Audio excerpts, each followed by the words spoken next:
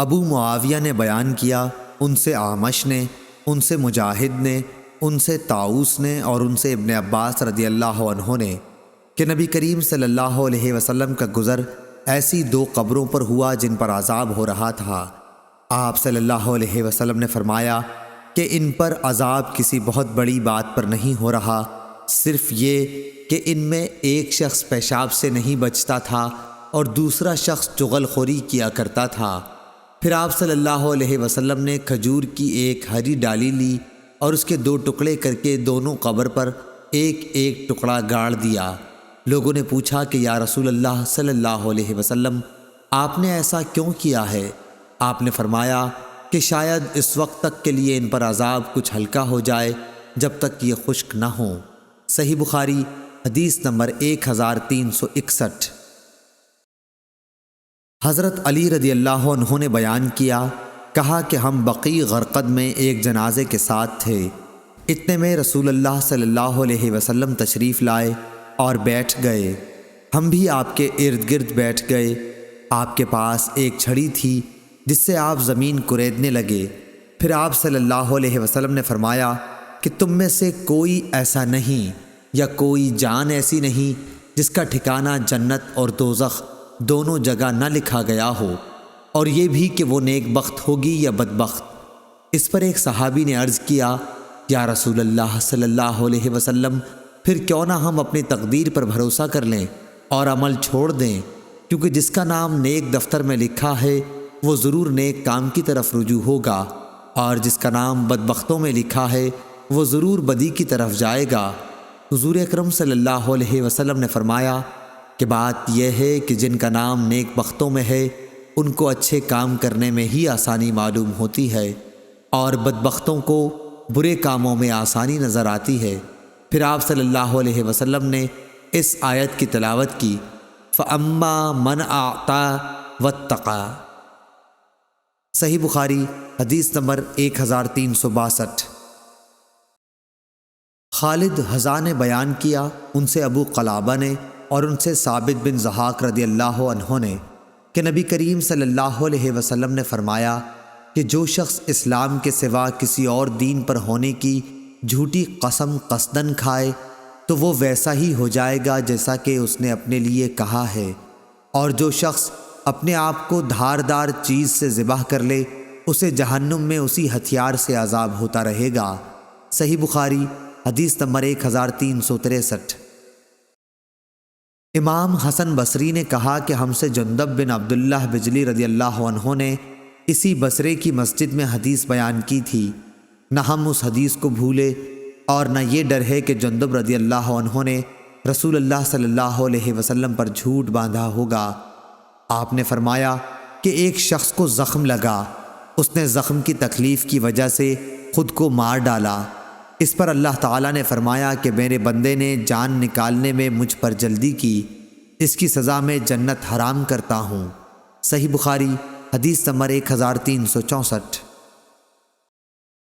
ابو زناد نے خبر دی، ان سے اعرج نے، ان سے ابو ہریرہ رضی اللہ عنہ نے بیان کیا کہ رسول اللہ صلی اللہ علیہ وسلم نے فرمایا کہ جو شخص خود اپنا گلا گھونٹ کر جان دے ڈالتا ہے وہ جہنم میں اپنا گلا گھونٹتا رہے گا، اور جو برچھے یا تیر سے اپنے تئیں مارے وہ دوزخ میں بھی اس طرح اپنے تئیں مارتا رہے گا۔ صحیح بخاری حدیث نمبر 1365۔ لیث بن سعد نے بیان کیا، ان سے عقیل نے، ان سے ابن شہاب نے، ان سے عبید اللہ بن عبداللہ نے، ان سے ابن عباس نے اور ان سے عمر بن خطاب رضی اللہ عنہ نے فرمایا کہ جب عبداللہ بن ابی ابن سلول مرا تو رسول اللہ صلی اللہ علیہ وسلم سے اس پر نماز جنازہ کے لیے کہا گیا۔ نبی کریم صلی اللہ علیہ وسلم جب اس ارادے سے کھڑے ہوئے تو میں نے آپ کی طرف بڑھ کر عرض کیا، یا رسول اللہ صلی اللہ علیہ وسلم، آپ ابن ابی کی نماز جنازہ پڑھاتے ہیں، حالانکہ اس نے فلاں دن فلاں بات کہی تھی اور فلاں دن فلاں بات میں اس کی کفر کی باتیں گننے لگا، اور فلاں دن فلاں بات میں اس کی کفر کی باتیں گننے لگا۔ لیکن جب رسول اللہ صلی اللہ علیہ وسلم یہ سن کر مسکرا دیے اور فرمایا، عمر اس وقت پیچھے ہٹ جاؤ، لیکن میں بار بار اپنی بات دہراتا رہا تو آپ نے مجھے فرمایا کہ مجھے اللہ کی طرف سے اختیار دے دیا گیا ہے۔ میں نے نماز پڑھانی پسند کی، اگر مجھے معلوم ہو جائے کہ 70 مرتبہ سے زیادہ مرتبہ اس کے لیے مغفرت مانگنے پر اسے مغفرت مل جائے گی تو اس کے لیے اتنی ہی زیادہ مغفرت مانگوں گا۔ حضرت عمر رضی اللہ عنہ نے بیان کیا کہ حضرت صلی اللہ علیہ وسلم نے اس کی نماز جنازہ پڑھائی اور واپس ہونے کے تھوڑی دیر بعد آپ پر سورہ برات کی 2 آیتیں نازل ہوئیں۔ کسی بھی منافق کی موت پر اس کی نماز جنازہ آپ ہرگز نہ پڑھائیے، آیت وہم فاسقون تک، اور اس کی قبر پر بھی مت کھڑا ہو۔ ان لوگوں نے اللہ اور اس کے رسول کی باتوں کو نہیں مانا اور مرے بھی تو نافرمان رہ کر۔ حضرت عمر رضی اللہ عنہ نے بیان کیا کہ مجھے رسول اللہ صلی اللہ علیہ وسلم کے حضور اپنی اس دن کی دلیری پر تعجب ہوتا ہے، حالانکہ اللہ اور اس کے رسول ہر مصلحت کو زیادہ جانتے ہیں۔ صحیح بخاری حدیث نمبر 1366۔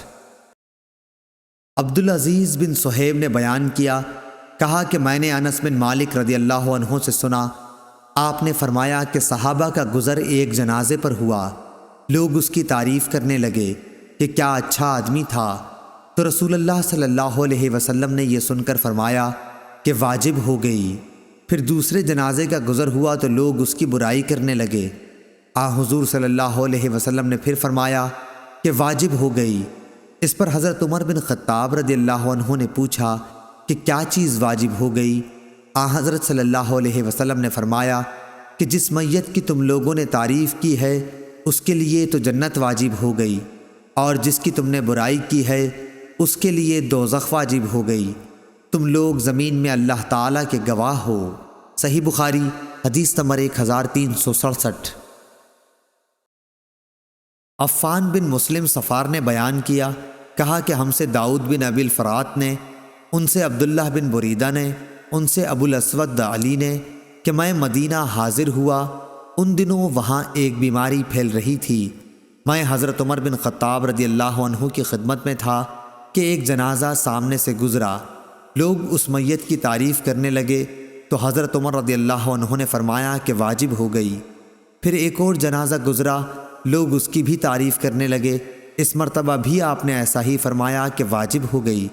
پھر تیسرا جنازہ نکلا، لوگ اس کی برائی کرنے لگے، اور اس مرتبہ بھی آپ نے یہی فرمایا کہ واجب ہو گئی۔ ابو الاسود علی نے بیان کیا کہ میں نے پوچھا کہ امیر المومنین کیا چیز واجب ہو گئی؟ آپ نے فرمایا کہ میں نے اس وقت وہی کہا جو رسول اللہ صلی اللہ علیہ وسلم نے فرمایا کہ جس مسلمان کی اچھائی پر 4 شخص گواہی دے دیں اللہ اسے جنت میں داخل کرے گا۔ ہم نے کہا اور اگر 3 گواہی دیں؟ آپ نے فرمایا کہ 3 پر بھی۔ پھر ہم نے پوچھا اور اگر 2 مسلمان گواہی دیں؟ آپ نے فرمایا کہ 2 پر بھی۔